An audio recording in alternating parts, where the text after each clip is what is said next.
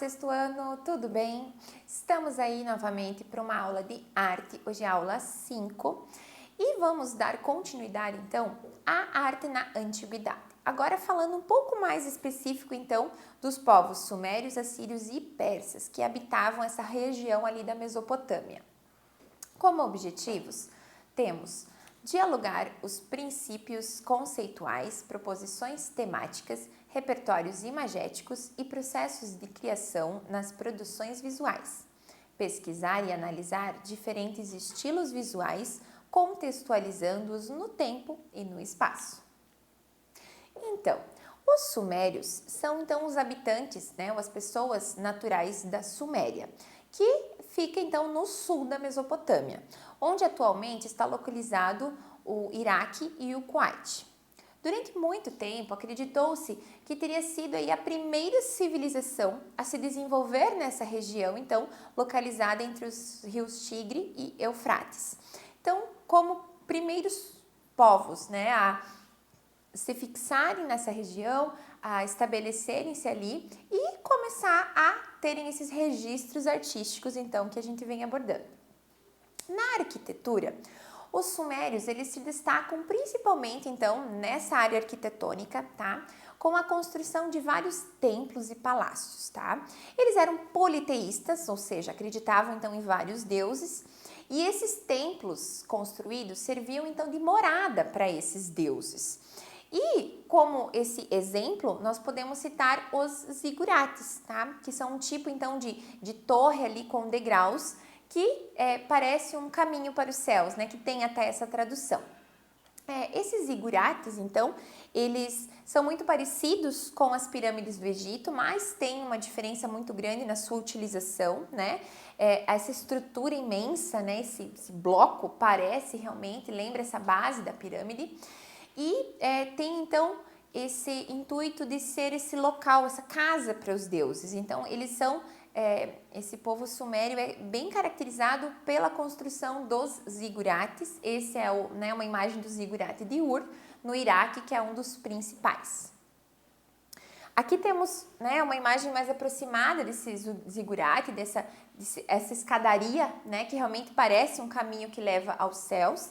E nós vemos até pela imagem mais aproximada, eles eram confeccionados, então construídos com tijolos, feitos ali pela população. E imagina quanto tijolo, quanto material, então, para construir uma estrutura tão grande. Sobre escultura, falando, a escultura suméria, ela foi realizada, então, ali no século 21 a.C., tá? As mais populares, elas representam o governador Gudea, da próspera cidade de Lagash. Esse governador, ele foi muito representado, em pequenas esculturas, estatuetas.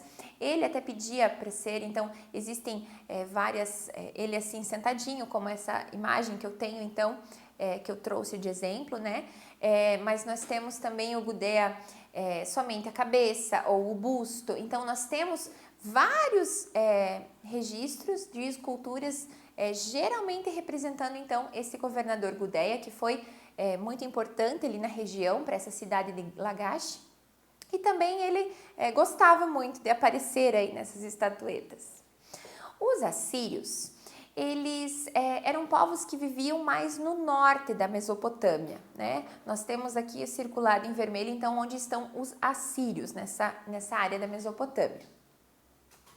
A arte assíria, ela é marcada pelo realismo, tá? Os baixos relevos, são a sua maioria, desses povos, então. Geralmente aparecem, então, envolvem motivos bélicos e de caça, As representações eram figuradas, então, em baixo relevo, na cerâmica, em tapetes e joias e tudo mais.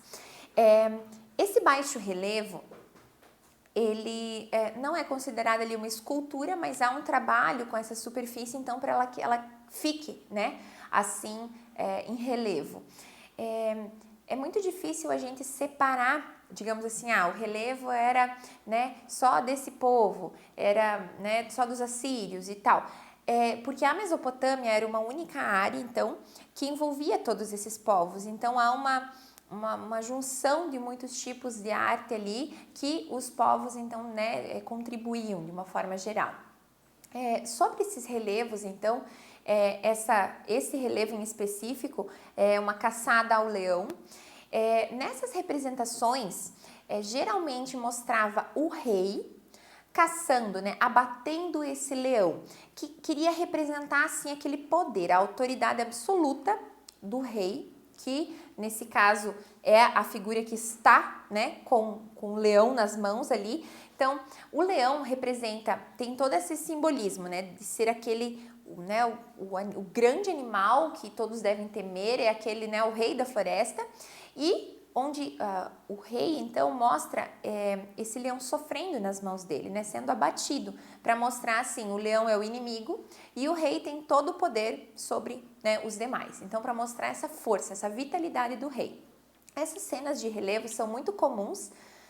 Aqui eu tenho outras, acho que mais adiante, mas algumas vezes eles estão em charretes, assim, existem súditos e outras pessoas, mas é o rei que está ali com a lança ou com as próprias mãos, então, caçando esse leão, né? É uma marca bem forte desse período. Aqui outro relevo, nós temos fugitivos atravessando o rio. Aqui eu quero destacar de como esses relevos contam uma história e nós conseguimos, né, perceber que há uma fuga aqui no que seria o rio, né, estão nadando para chegar no palácio, há um ataque então ali com arcos e flechas, então a gente percebe esse registro, contar essa história através desses relevos. E esses relevos estão então espalhados por esses templos e locais. Aqui, ó, essa é a cena de caça que eu me referi, né? Que eles estão, então, nesses veículos ali e o rei, então, está abatendo esse leão que parece muito feroz e que tem toda essa simbologia, então, para mostrar o poder supremo do rei. Aqui nós temos, né, um alto relevo assírio. Esse alto relevo, ele é uma escultura muito grande e ele se chama, então, Lamassu, os guardiões do rei, né? Essa figura imensa. Olhem aqui as crianças atrás, olha a proporção de tamanho, né? É imenso. Essa forma de animal místico aí, ele se chama Lamassu. É um corpo musculoso, erguido sobre patas firmes, né, de um animal. E ele tem grandes asas que estão erguidas, né, estão abertas ali. E é um ser fantástico que foi esculpida na pedra com mais ou menos aí 3 metros de altura, tá? Esse Lamassu, ele é como um sentinela, né, perante aí as portas do palácio. Então, nas portas do palácio existiam então esse Lamassu, um de cada lado da porta. Então, dando aquela imagem assim, aquela imagem mística de proteção, né, que aquele local estava sendo então zelado por esse ser místico ali representado.